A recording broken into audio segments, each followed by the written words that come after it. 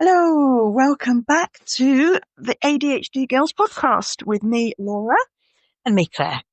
So, today we thought we would talk about the joy that is mental extremes. Oh, dear. Where do we even start with this? I mean, we could literally have a 10-hour podcast on this. It's pretty much what is going on for us all the time. And just, what are you going to get today? How's it going to show up today?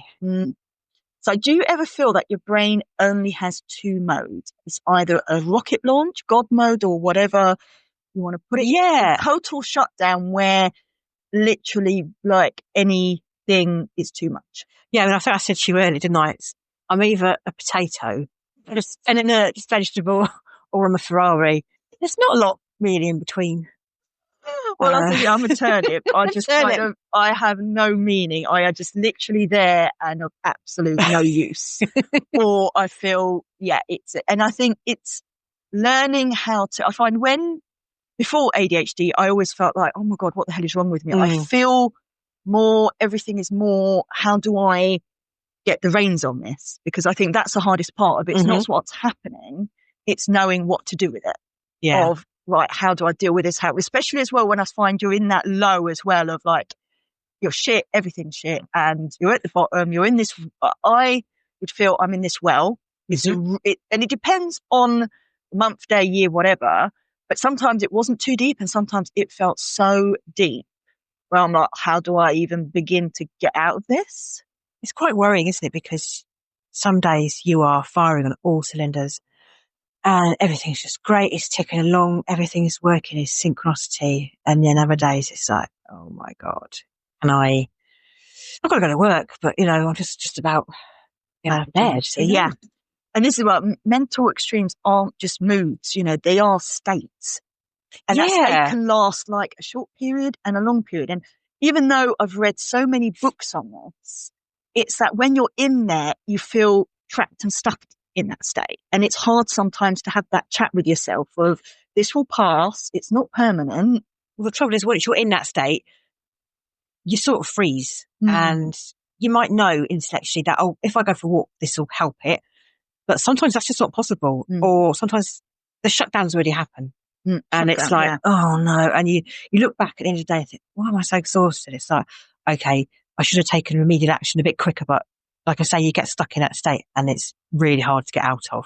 Yeah, because we were talking earlier about just making sure basics like food, water, all those things. And I'm, sometimes I think, oh my God, why am I feeling absolute crap? I haven't eaten or drunk in 6 hours. I'm a shriveled prawn. I'm shriveled up here. By that point, I'm in such a state. And that is so easy to then go into one of these states even more. Yeah, it's so important to look at those basics, isn't it? And like I was saying, sometimes I feel like I need the toilet. But I don't. And other times I've let it go for too long.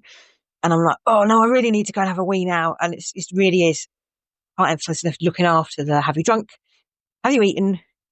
Have you moved? Yeah, those are the three. But we don't always stop that before it's so much. Yeah. And I think it feels like, when you're high, it feels like you have hacked the system. And when you're low, it feels like you're the system error. And it's just that. And I feel I'm so one or the other. It's very rare that I'm in between. And it feels quite boring, I think, when I can get, I feel really bored if I'm not getting a lot of excitement out of things and having that sort of slight manic moment or some drama going on. So it can feel really hard to feeling bored is really painful because then you're searching for the next dopamine. That's the issue. Yeah. The dopamine to stimulus, in hyperfocus versus that dopamine droughts. And, it's not laziness. No, it's chemistry. Because if you were lazy, you'd be quite happy being lazy. You wouldn't be beating yourself and going, I can't do this thing I need to do. Yeah. Yeah, that's it. You kind of you feel guilty if you're not doing something, even though you need that. Like, you can't be doing something all the time. That's not healthy. But in your brain, you're kind of like, I should be doing something. And that's where I think it can get into that overload of good or bad things where you're then that we're talking about, like doom scrolling. Yeah. Where that is such an instant fix for your brain where you're like, I'm doing something. So I'm getting that dopamine hit of whatever nonsense. It's a short-term dopamine hit. It lasts as long as it lasts whilst you're doing it, but it's not going to help you later at night. Later on. Yeah. This is what we were saying, actually. This is like the bit where late at night where you want that switch off, where you want that time to yourself. And I was saying that for me, time is broken around me because I will just kind of start thinking, right, I need a bit of a switch off. I just want to kind of amuse myself for a bit. Isn't it hard to know what to do with yourself sometimes? Yeah, I just need to switch off before I go to bed. And even though the one part of my ADHD is arguing and going, no, just go to bed. Just go to bed. You know you need. You know, in the morning, you will be so grateful when you've had a good night's sleep. But then my brain can't switch off. It'll just like, no, I just want to check this. And that's when sometimes I'll be like, I've got to send that email. I have to do this. I have to check that. I have to do this. And I'll write it down quickly of, okay, what I need to do. And then I'll start doing it. And I'll look at the time and it'll be like 10:45. But it's fine. I've got time. I can just get a few tasks done and then I've got less on my mental load. Mm-hmm. And I look at time, it's midnight. I'm like, what? Wait, how? That was 5 minutes. I don't understand. Like how did it go so quick? But this is what it shows, how your brain is so, it's quite fluid. I feel that time can be warped and it can speed up and it can slow down. And I think that comes down to the regulation thing. It's not ticking along at a regular pace. It's very much tied in with our emotional state. That's it. And like, you know, I'd wonder, like 1 week of every month I used to turn into a gremlin with 50 tabs open in my head, 0 patience and hormones. I know. This was me last week. I had 3 days where I was just beside myself. I didn't know what to do with myself. I was going to work, I was coming home, and I just was extremely agitated, more than usual, very searching for what to do with myself. Yeah, my usual fixes just weren't working. So my usual TV show that I might watch as a comfort, nope, wasn't working. Nope, wasn't working. And the brain was just searching, and everything was an extra stimulus. So even, my partner talking to me, I was like, I just can't, can you stop talking? I just can't even, there's just so much going on. Anyway, I realised, looking at my calendar, that I was premenstrual. And we know, don't we, that there's quite an interplay with your cycle and ADHD. And it's like, right, I have now put a note in my calendar for approximately 4 weeks to say, this week could be challenging. And I was telling somebody at work and he said, well, what will you actually do? How will it help knowing? And I said, well, I'll probably check I haven't got too much on that week. And I'll check that if I have got a social engagement, I've got time either side of it, because it was quite busy the week last week. And just give myself a little extra time so that I'm hopefully not getting too overstimulated. But it's really important we know about these hormonal. It gets, like you say, you can just prepare a bit better because, hormones don't create ADHD, but they turn up the volume. Yeah, that is so true. Yeah, the volume. Someone cranks up the bass on symptoms that are already there. Yeah. And that to me is just being aware of that, of you're not insane. It is just, there's a lot going on in the body that I think, now we are hearing more about, which is great, but we have to sometimes have a check-in with ourselves of, do you know what, it's okay to whatever's going on of, this week or this day or this year, feel like utter, whatever word you want to put in. And it feels sometimes too much, like, oh God, I feel just everything. And you think, oh no, actually, it is my time of the month. This has happened.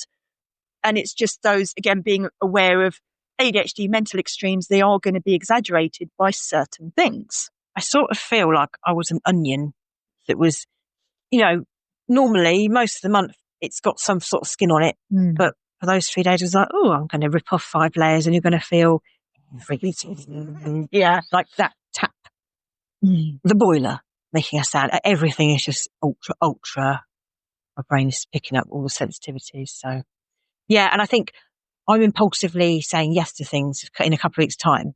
And it's like, right, hold on. Like, that you do this, but check your diary, because if that is your week before your cycle, that might be an idea to say, actually, I think I'll just have a quiet week. Yeah. Because I'm going to be feeling ultra overstimulated. More, because the emotional extremes are, as well, anyone, but as women, I think, we are meant to be more emotional. We are meant to be more whatever you want to call it. But that's okay. So what if we are more emotional? Yeah. So what? Yeah, we are emotional. We're humans and we have human traits. So why should we be made to feel bad for having what every other person has, but maybe aren't like, well, I can't say it because there's kind of almost a negative kind of thing attached to that of, oh, you're emotional. Oh, why are you crying? Why? It's like, well, yeah, so what? It's actually quite human. Yeah, and it's good to okay. let go. Yeah, it's like, it's good to let that out if, you're in a safe environment. And it's just being aware of that. And like rejection sensitivity. Oh, that's a good one.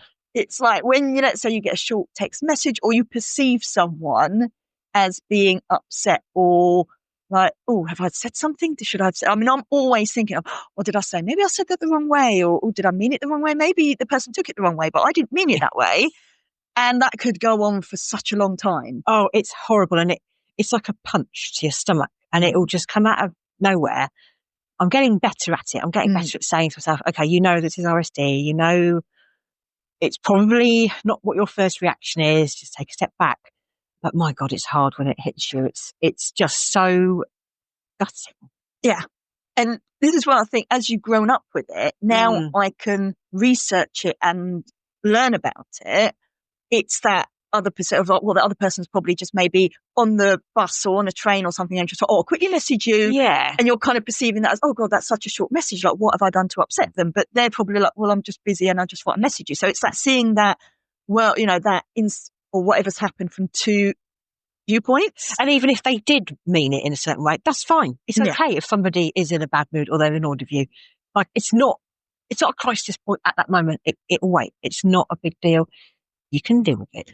I take a breath. It's not personal. That's what I find. Probably not. Sometimes might be, but I would kind of now on the thought process on it's not personal, and everyone's got stuff going on, and people don't have to always communicate with like how you perceive to be. Yeah, with loads of words. Like, there's no rule that says someone has to start a text message straight away. If they're just like being a bit short, that's absolutely fine. You don't have to go nuclear on it and go, because they might be having a hard time. Exactly. I'm perceiving John, they're probably having a bad day, and it might be just like, I want to just get back to this person just really quickly, and it's tick that box, and you're perceiving it as you've done something wrong, and you probably haven't. It is just people. A classic one, and this is something like for the workplace especially, but it's when your boss says, we need to have a chat. Oh God, you're like, like, that's never going to be interpreted well by an ADHD. But no, I don't think there's ever an SRO where you'll think, oh yeah, that's absolutely fine. I can wait all weekend till we have a chat. Oh yeah, especially on a Friday. I see you Monday. Don't tell me now. Can you not give me an inkling of what they say? I mean, I would always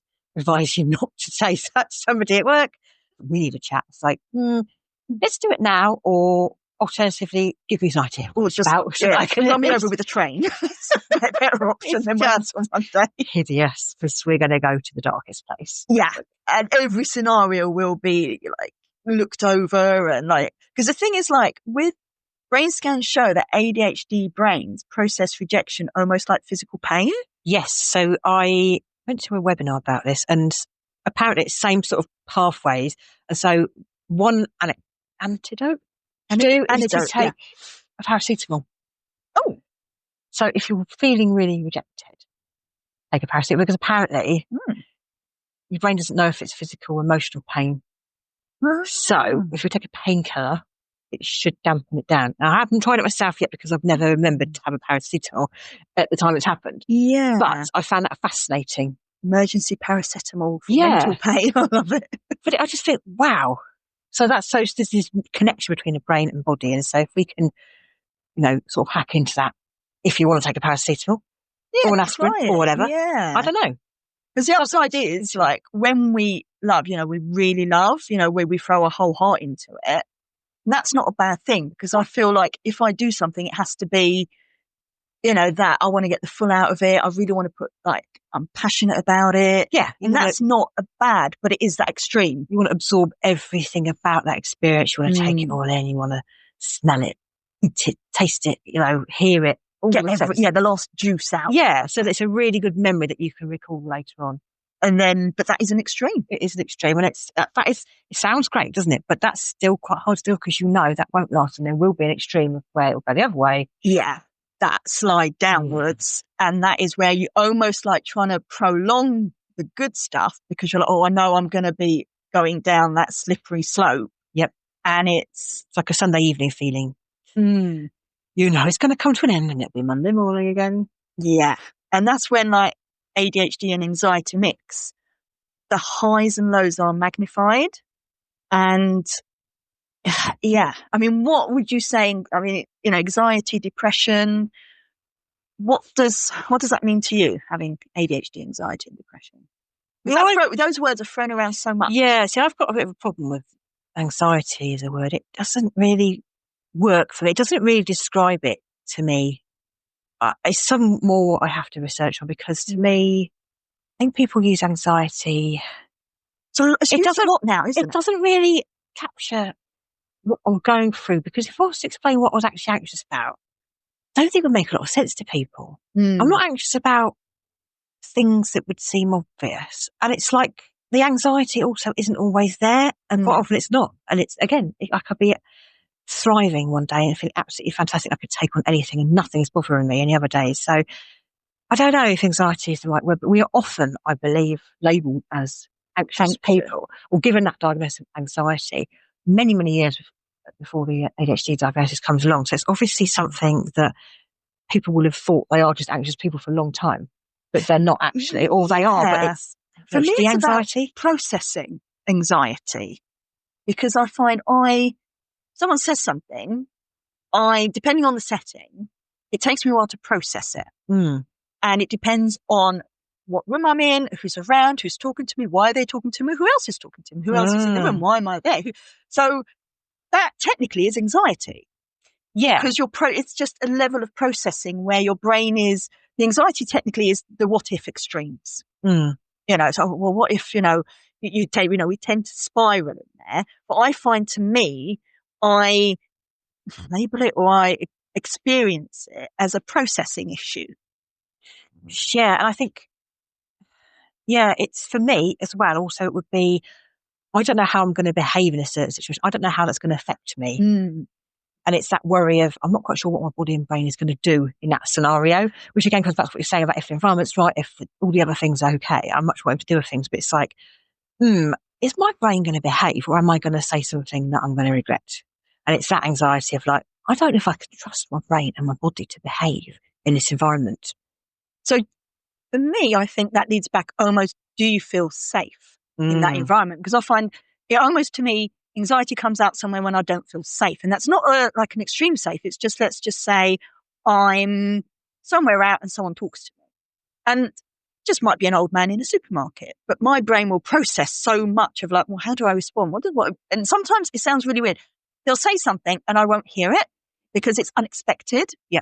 And my brain wasn't ready to process someone talking to me. Exactly. So it's almost like, for me, I'll be probably standing there looking like a turnip, because someone's looking at it going, I've just asked such a basic, making polite conversation. Like, you could be having this amazing daydream where you're just like in this fancy world, and then someone's coming to ask you a question. It's like, oh no, I've got to now switch back into different mode. Real world mode. I've just been having a nice daydream. I could get this, I could get that. Oh, that looks good. And then all of a sudden someone's interrupted that train of thought, and you're like, oh, I didn't quite hear what you've said. They've dragged me out to be rude. Yeah. I'm now not sure what to say. I don't know what to do. I want to be polite. And they've brought me into a situation where I wasn't really ready to be in, because I was quite happy daydreaming, doing my thing, and it's like, oh, it's quite abrupt. It's like I've got to change setting quite quickly. Yeah. And it's like, I wasn't really ready to do that. No. I mean, for me, anxiety showed up at parents' evening.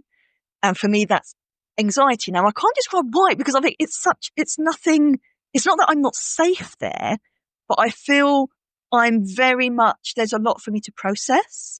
And I want to make sure I come across, pleasant and nice. And I also want to make sure I'm getting the most out of the event. And there's so much going on, because when you go, there's lights, you're meeting someone who you don't really know, and you're talking about something where you think you've got the time limit as well, where I'm like, oh my God, I've got 10 minutes. So it's a performance issue. You've got to perform in that limited time. Yeah. You've got to get it right. You've got to be on form. Yeah. And it's like, and for me, it's like, how am I perceived? Because I'm aware of, in the past, people are like, oh my God, you're quite abrupt and you just like say things. And I'm like, well, yeah, because I want to get to the point. I don't want to wasting my time. I just want to like, you to say this and you tell me that and we just get to the point. Yeah. But I'm aware that some people have like a 3-hour long chat over, I don't even know what. Yeah. But my brain doesn't work that. So just thinking about that is making me feel anxious. Just thinking about somebody waffling on about something that is not relevant, it's taking up my time, it's precious, is making me feel agitated. Yes. This is happening in real time right now. So that is, the anxiety of ADHD and coping with everyday scenarios. And that, I suppose, for me, anxiety processing, and it is an extreme because I feel it so much that, and it's again, just kind of recognizing it. But then sometimes your brain is, it's there to keep you safe. But for us ADHDers, I think it's just so, we perceive things so much, right? We process things so, we're processing everything so much that it's amplified. I feel like the thermostat's broken, so it's at the wrong setting. It's not really, it's overriding. So yeah.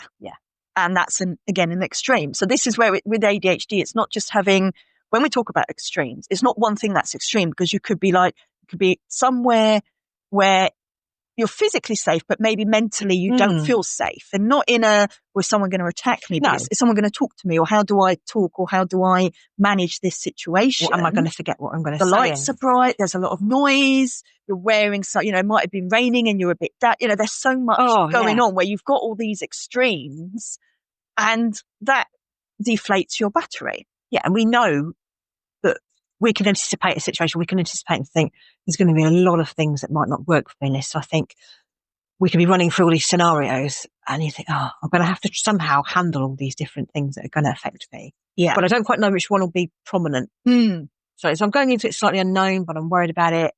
I know I can get through it. Yeah. But I know I'm going to have a crash afterwards. Yes. Yeah. And then afterwards, you're going to be processing the conversation of when you said so. You'll be like, why did I say that? Oh my God, that was so embarrassing. Why did I go into that? And oh my God, I hope they didn't take that the wrong way. And then I find that drains like I was saying earlier. So I feel I've got 3 batteries, probably more. So I've got my physical battery, mental battery, and my soul battery. And I feel there's so many scenarios that drain all 3. Yeah. And it's finding times to recharge all 3, because it might be you have a good meal or you have a healthy meal and that recharges your body. You can have liquids or whatever for brain and maybe a bit of movement for your brain. But I find it's my soul battery that I kind of think, I don't know how to recharge that sometimes. And that's where all these extremes come into play of like, well, I've been drained. I can do my body and mind kind of, but my soul is where, and that's where the hyperfocus comes in. And that's where the enjoyment, the pure enjoyment we get from hyperfocusing on something that gives us pleasure. We have to do it. We have to fit that into our lives. Don't deny it. If you have it, don't deny it. You need it. You need to find those moments of absolute joy where you have found something that you're going to focus on. Yeah. And for me, recently, that was watching YouTube videos of pilot training. Yeah. And I had convinced myself after 8 hours of watching these that I was now ready to get a pilot's license.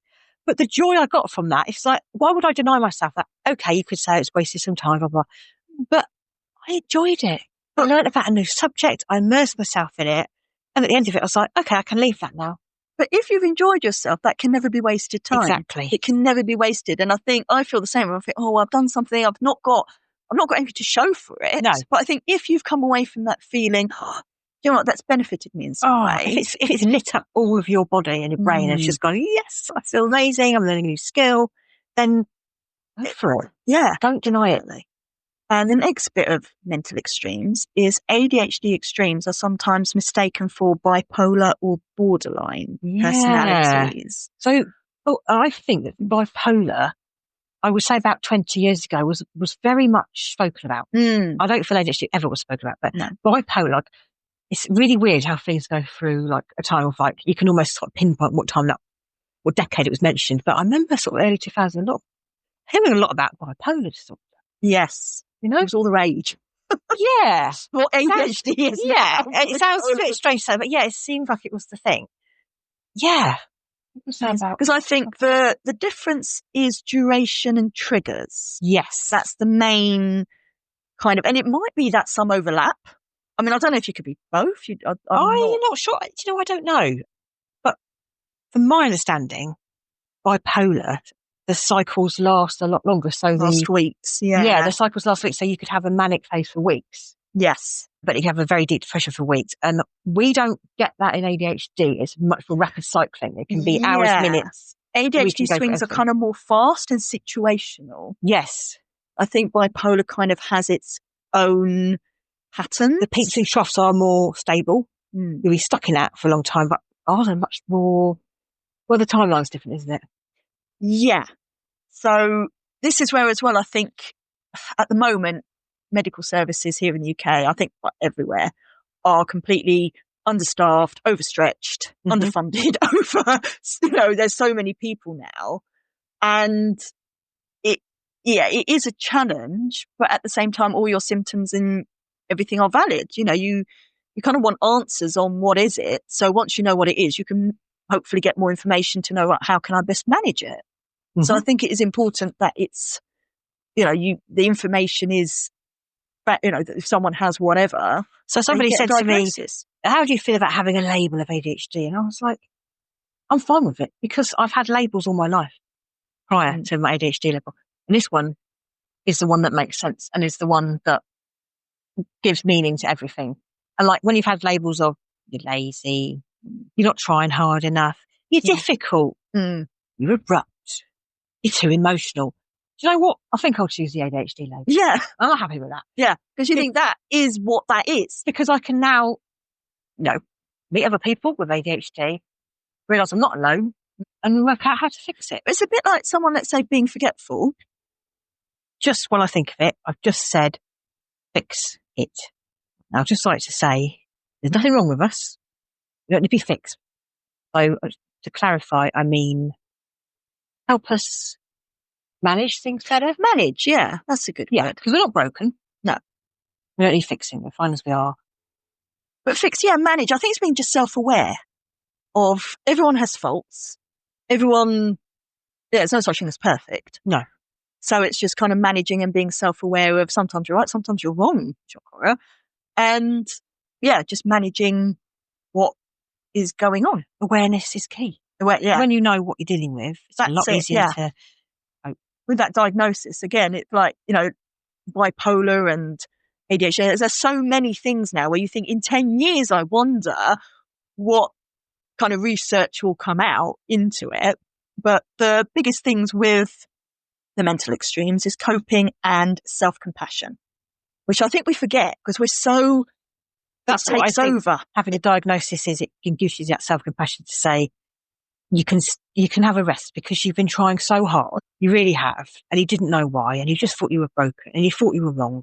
And you're not. You've just been working with different wiring. That's, and just recognizing of thankfully, I think we're coming out because like our daughter's school has so many things on mental health, emotional health, and all this stuff. So it's great that hopefully the next generation will have an awareness of it. Because when I went to school, there was nothing like that. It was just, well, what's wrong with you? Everyone, you just get on with it. That was the kind of mentality. But now I think it's great. There's more conversations around it and more kind of information being given out about emotions and coping and everything else. And it's just like, you are going to have bad days. You are going to have extremes. You are going to have highs and lows. It's just trying not to, it's just being aware and managing them. It's, don't unpack and live there because the highs are brilliant, but for me, it can wear me out. Oh, the highs. It's, for too long crazy. Afterwards, I come out like strung out, like, Lord, what have I just been through? It's just wrecking because then you think, I don't want that roller coaster of that extreme of then straight nosedive into, right, I just need to now completely rest and do nothing because that's what I feel like I need. It's then just right, okay, what can I do gently and slowly to not go into that deep end? So, it's not a character flaw. It is a chemistry thing. It's your brain just being your brain. Yeah, we are wired differently to the majority. Yeah. And, focus will change and shift. And that's okay. That's absolutely fine. But living at mental extremes is exhausting. It sure is. It really is. I think it's the challenge is learning how to surf the waves instead of drowning in them. Because I do genuinely feel it's like a wave. And it's that, sometimes you're everything aligns where the sun is shining and you're up there on top of that wave, like, oh my God, life is good. I feel good. And you've got a great view and everything is just working. But when, you're aware that wave's going to end. It's so hard to plan for though, because it's like, I don't know if I was to look at the following week, I don't know which of those 7 days I'm going to be surfing or drowning. Yeah. I'm not quite sure. I can have a guess. I can look at my cycle. I can think about these things, but I can't always tell. It surprises you. And sometimes you just have to go with it and hold on tight and just see what happens. I'm going to that surf. Like, I can make it. I can make it. There's no sharks. That's the main thing. But this is where I think sometimes, some adverts will, for some reason I'll be like, oh my God, why am I getting so emotional at an advert or a meme or whatever? Because it's something you didn't process a while ago because you put it on the back burner and it's now your brain's started to bring that up to the surface and go, oh, let's process it now. Yes. And you're like, no, not now. Why are we? This is I know my friend's house is completely inappropriate. What's going on here? So this is the other thing I find. It almost like your brain works against. Well, my brain works against me. If it'll catch me off guard of like, I will make you. This is what I'm going to make you deal with right now. And I'm going, no, where's this come from? I'm not ready for this. I don't want to deal with this. Can you not just wait? And my brain's like, no, I'm not waiting. Like we're going to deal with this now. You're going to cry at this advert. I'm like, no. I'm in a choir and one of the songs that we do, it just hits me in the gut. I don't know why. There's one line and it just makes me want to cry. But I'm getting better because I'm sort of reframing it in my head and sort of saying it in my mind. I'll repeat it in a silly phrase. It's like, no, I need to take the emotion out of it because I do not want to be singing it and crying. Yeah. It really wouldn't be right. And it would just ruin my voice as well. So. Calming your voice. But I think the only thing I think people hopefully listening can take away from this is that you are extremely you. Mm. And I don't think that's a bad thing. I think you kind of just need to go, yeah, we are extreme and you're just extremely you. And that's not a good or bad. It's not a good or bad thing. You're just you. You're human. So, yeah. But anything, right, what about the no shame zone? So since I've got my diagnosis, I've been giving a lot of thought to, like I say, the labels that I've had throughout my life, either that I've given myself or school or family or friends have given me. And I've started a notebook.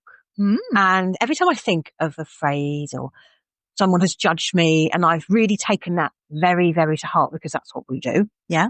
And I felt it so viscerally. I've written it down in my notebook and I've revisited it and I've gone, yeah, that was hideous. That made me feel awful. How can I reframe it? And I'm looking at it with the knowledge that I am ADHD and I have struggled. I'm looking at going, yeah, that's why you did that. Or they didn't mean or they were coming from a place of ignorance or whatever. So I'd like to introduce a regular thing we're going to have, which is called the no shame zone, where we're going to share something that we've been judged for. We're going to reframe it. Yeah. So this week I've just felt really peopled out. And by that I mean, it's too many people. People think I'm quite irritable. And in the past I've gone, oh, you're a bad person. Why can't you just be nice? Or why can't you just no, it's fine. It's okay. It's your nervous system. You don't need to be enjoying every interaction with every person and you need your own time. And that's absolutely fine. I really like that you don't need to enjoy every interaction with every person. Because that's not really, we've almost thought, oh, well, you always have to say this or say that, but you have to be realistic on you're not going to enjoy every interaction with every person and that will wear you out. And it's okay to walk away to honour your peace. Yeah. And look after yourself.